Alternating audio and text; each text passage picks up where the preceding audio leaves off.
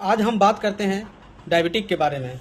बहुत सारे पेशेंट ये कंप्लेन लेके आ रहे हैं कि मेरा कुछ महीनों से वेट लॉस हो रहा है, हमें बहुत कमजोरी हो रही है, बार बार पेशाब हो रहा है, आंखों का रोशनी पहले से कम हो रहा है।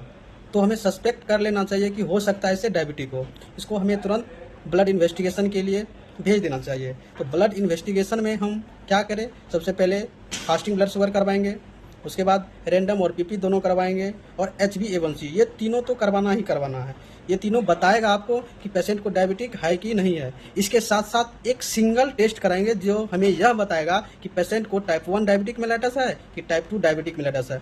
अकॉर्डिंग टू WHO, यदि आपका fasting blood sugar greater than equal to 126 milligram per decilitre आ रहा है तो आप डायबिटिक हैं।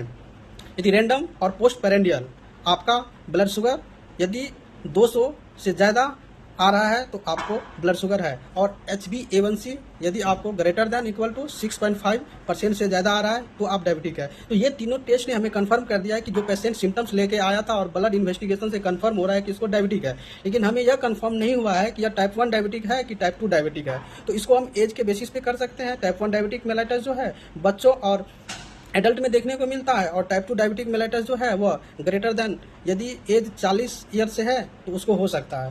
लेकिन अब ब्लड इन्वेस्टिगेशन के माध्यम से हम कैसे जानें, तो एकमात्र सिंगल टेस्ट है सी पेप्टाइड लेवल। जी हाँ, ब्लड सी पेप्टाइड लेवल हम टेस्ट करेंगे। फास्टिंग करेंगे तो इसका जो सी पेप्टाइड का लेवल होता है नॉर्मल होता है 0.5 से 2 नैनोग्राम पर ml। यदि आपको टाइप 1 डायबिटिक मेलाइटस होगा तो सी पेप्टाइड का फास्टिंग लेवल आपको या तो अब्सेंट होगा या नॉर्मल से कम होगा। और यदि आपका सी पेप्टाइड लेवल नॉर्मल या नॉर्मल से ज़्यादा आ रहा है तो आपको टाइप 2 डायबिटिक मेलाइटस है। ऐसा क्यों होता है? टाइप 1 डायबिटिक मेलाइटस में यह कम क्यों होता है? टाइप 1 डायबिटिक मेलाइटस में क्या होता है कि बीटा सेल पेनक्रियाज का जो है वो डिस्ट्रक्शन होता है। बीटा सेल क्या करता है, इंसुलिन रिलीज करता है, उसके साथ साथ सी पेप्टाइड भी रिलीज होता है। यदि डिस्ट्रक्शन हुआ है बीटा सेल का तो इंसुलिन रिलीज नहीं हो रहा है तो सी पेप्टाइड भी रिलीज नहीं हो रहा है, इसलिए इसमें सी पेप्टाइड लेवल कम आ रहा है। टाइप 2 में क्या हो रहा है कि इंसुलिन रेसिस्टेंस होता है, इंसुलिन तो बनता है तो इसीलिए उसमें क्या होगा, सी पेप्टाइड भी बनेगा, तो सी पेप्टाइड लेवल या तो नॉर्मल रहेगा या इंक्रीज रहेगा। तो अगले वीडियो में हम जानेंगे कि कैसे टाइप 1 को मैनेज करें, कैसे टाइप 2 को मैनेज करें। धन्यवाद।